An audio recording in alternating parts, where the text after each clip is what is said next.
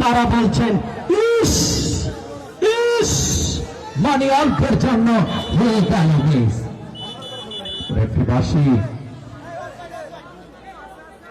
আবারও কি খাবে প্রধান referee Sohel Rana, Bangladesh football federation যুক্ত প্রশিক্ষণপ্রাপ্ত এই রেফারি।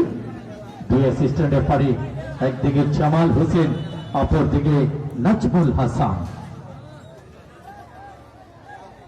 আবারও রেফরিবাসী প্রথমার্ধের শেষ মুহূর্তের লড়াই চলছে। মেবি যখন প্রথমার্ধের শেষ বাঁশি বেজে যাবে, হাফ এন আওয়ার হবে, আমরা অনুরোধ করব কোন দর্শক মাঠে প্রবেশ করবেন না, কোন দর্শক মাঠে আসবে না, শুধু খেলোয়াড়দের প্রান্ত বদল হবে। 5 মিনিট মধ্যবিরতি হবে। হাফ এন আওয়ার হলে কোন দর্শক মাঠে আসবেন না, শুধু খেলোয়াড়দের প্রান্ত বদল হবে।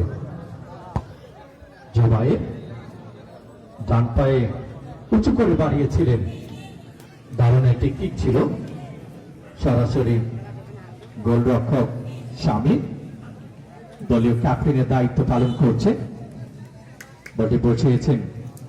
সূর্যের তাপে হয়তো তার কিছুটা প্রবলেম হচ্ছে, তারপরে খেলার হাল কিন্তু তিনি ছাড়ছেন না। অপরদিকে জান্নাত গোলরক্ষক, তিনি কিন্তু আরেক চুম্বক। এবার এবার এবার এবার এবার এবার এবার হায় হায় হায় হায় হায়, সরাসরি মঞ্চে রুমান খন্দকার হেড করলেন। এরা হাত তালি চাই স্টেজ থেকে সরাসরি, অর্থাৎ সাবেক খেলোয়াড় দল যে যাকে চিনে সে তাকে কিনে। দল চিনেছে, সাবেক খেলোয়াড় মঞ্চে আছে। রুহুল আমিন ভাই তিনি পিছনে ছিলেন। রুহুল আমিন ভাই যদি আরেকটু লাভটা একটু উঁচু হতো, রুহুল আমিন ভাইয়ের মাথা হেডটা লাগতো। যাই হোক, তবে বলতে দারুণ ছিল।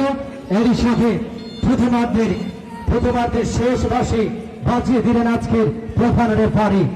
যে কোনো দর্শক মাঠে যাবেন না, শুধু খেলোয়াড়দের প্রান্ত বদল হবে। যারা দলীয়